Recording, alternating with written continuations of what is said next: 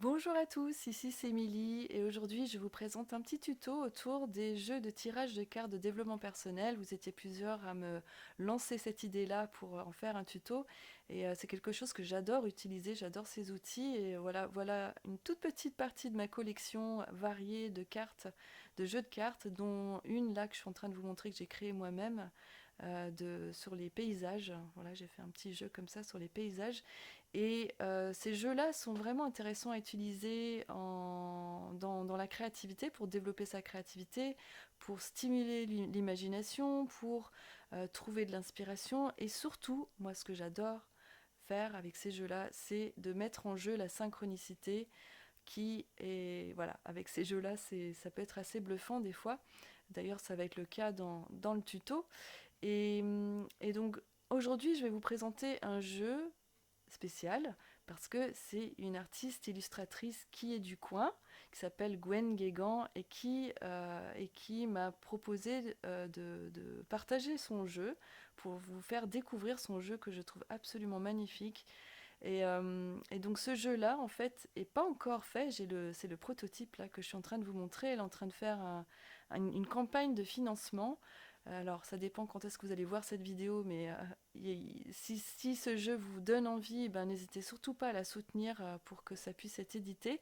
Et si vous visionnez cette vidéo plus tard, ben, vous verrez dans le lien si ça a été édité ou non, et j'espère que oui, bien sûr, et que vous pourrez vous le procurer si ce jeu vous inspire. Alors c'est à deux faces dans ce jeu, il y a un côté avec les images et les dessins elle a fait, et puis des poèmes, soit ses propres poèmes ou des poèmes d'auteurs connus qui l'inspirent. Alors il y a des multiples et de multiples manières d'utiliser ce genre de jeu de tirage de cartes, et ce que je vous propose là aujourd'hui, ça peut s'adapter à n'importe quel jeu. Donc que ce soit ce jeu-là ou un autre, le processus est le même. Il suffit de fermer les yeux, de tirer une carte avec l'intention de tirer la carte guide du moment. Et voici ma carte qui tombait très très bien parce que c'était une journée, sans rentrer dans les détails, une journée pourrie, comme ça peut arriver à tout le monde. Une journée un petit peu chaotique émotionnellement. Et cette carte pouvait pas mieux tomber avec la citation de Nietzsche derrière qui dit « Il faut porter en soi un chaos pour pouvoir mettre au monde une étoile dansante ». Et c'est ça que j'adore dans ces jeux de tirage de cartes, c'est la magie de la synchronicité.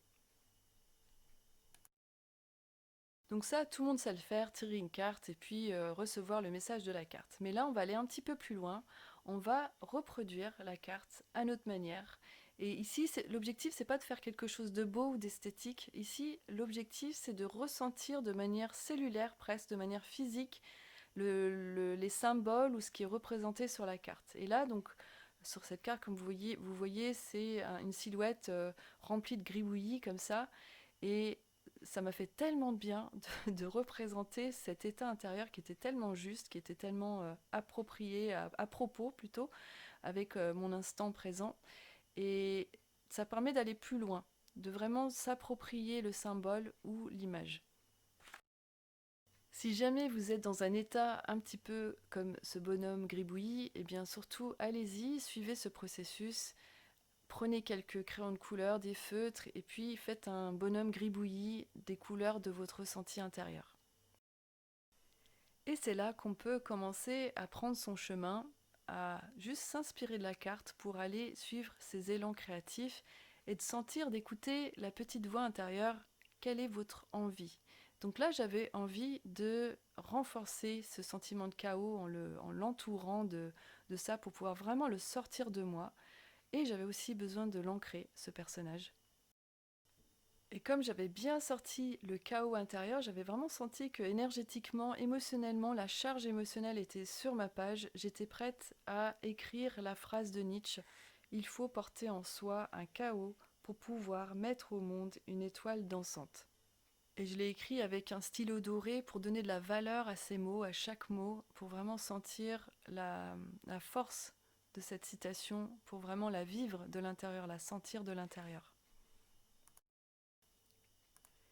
Et c'est là que j'ai senti l'élan de remplir mon personnage gribouillis de plein d'étoiles, de plein de petites étoiles dorées.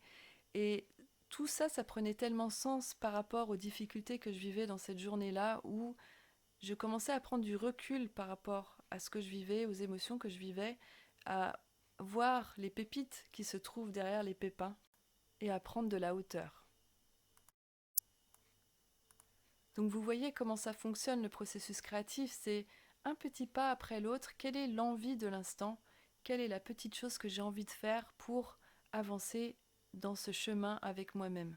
On n'est pas du tout dans un objectif de résultat final, de quelque chose d'esthétique, c'est une vraie déprogrammation de notre manière habituelle de lorsqu'on fait un dessin, on est vraiment dans l'instant présent et dans un chemin plutôt que dans une destination.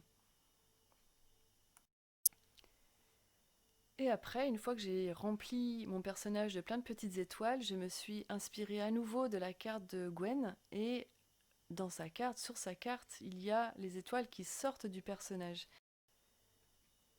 Alors ça se voit pas sur la vidéo, mais alors quand je faisais ce processus, j'étais vraiment en jubilation presque parce que c'est comme si je me racontais cette histoire, mais c'était quelque chose de plus grand que moi qui se passait à travers moi. J'étais en train de vivre l'histoire de ce personnage, de cette carte, avec tout l'enseignement qui va avec. Et c'était très puissant. Et je vous souhaite vraiment de vivre ça aussi, de vivre cet aspect magique de l'art-thérapie ou de cette interaction avec la matière dans la créativité, de sentir que vous êtes dans le flow, ce qu'on peut appeler le flow, ou comme si la vie à travers vous se vivait. Et vous, vous êtes juste observateur, en même temps acteur, mais observateur de quelque chose de plus grand qui se passe à travers vous. Une fois que j'ai eu fini de faire toutes mes étoiles autour du personnage, j'ai vraiment senti l'appel de faire un lien entre le cœur, mon cœur, avec une étoile dans mon cœur, et puis l'étoile de ce plus vaste. Parce que c'était, comme je disais, vraiment un moment assez magique, ce moment-là, où je me sentais en unité profonde avec la vie. Et c'était une manière de relier le moi, la Emily, incarnée sur Terre, et mon âme, cette partie de moi plus vaste, plus spirituelle. Et là, à ce moment-là de mon processus, je me sentais tellement plus légère par rapport au début. Et j'avais envie d'exprimer ça avec l'aquarelle, avec la fluidité de l'aquarelle, et d'amener de la vie, de l'énergie sur ma page.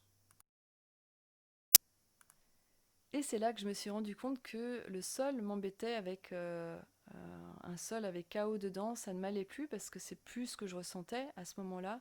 Et donc là, j'ai transformé la terre sous mes pieds, mais comme ça se voyait à travers le chaos encore, et que c'était pas du tout ma réalité de l'instant, bah, j'ai cherché un petit papier à collage, à motif décoratif pour me faire un sol qui correspond mieux à l'instant présent que je vivais. Donc vous voyez comment ça fonctionne, cette petite écoute intérieure de l'instant, c'est de voir qu'est-ce qui nous fait du bien, et les choses qui nous font pas du bien, c'est pas forcément de les cacher, de les transformer tout de suite, c'est d'aller voir, voilà, qu'est-ce que ça vient nous dire, qu'est-ce que ça vient refléter. Donc là, j'avais fait mon travail d'alchimisation et donc j'étais prête à transformer ce sol sous mes pieds. Et là, j'ai senti pour la touche finale de mettre une ou deux affirmations même pour m'aider à garder cette énergie-là pour cette journée-là. C'était de rester ancré. Donc je reste ancré et je reste aligné. Et voilà une manière d'utiliser une carte dans son journal. Et voici un autre exemple avec le même jeu de cartes trait pour trait de Gwen Guégan. C'est un petit peu le même principe, hein, mais par contre là j'avais choisi la carte et à partir de cette carte j'avais développé à ma manière en me mettant moi dans le bateau et en inscrivant le poème qui était dessus.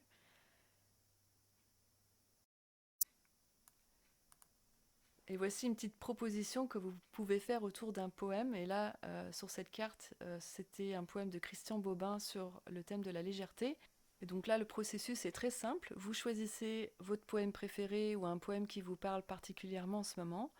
Vous pouvez ensuite choisir du matériel à dessin ou à peinture qui correspond symboliquement ou métaphoriquement au poème. Donc là, par exemple, j'ai utilisé de l'aquarelle parce que pour moi, c'est en lien avec la légèreté. J'aurais pas choisi du pastel gras, par exemple. Et ensuite, vous faites un dessin ou une peinture spontanée en faisant les lignes, en utilisant les couleurs et en dessinant les formes qui correspondent à votre poème. Donc pour moi, c'était des traits élancés qui allaient vers le haut, des petites bulles ici et là, des couleurs pastel autour du vert, du violet, enfin vous voyez comment c'est. Et après, en fait, j'ai vu que ça faisait comme quelque chose d'assez figuratif finalement. Donc voilà, c'est de vraiment exprimer en couleur, en forme et en matière l'ambiance de ce poème. Et ensuite, à la fin, bien sûr, vous pouvez écrire le poème dessus.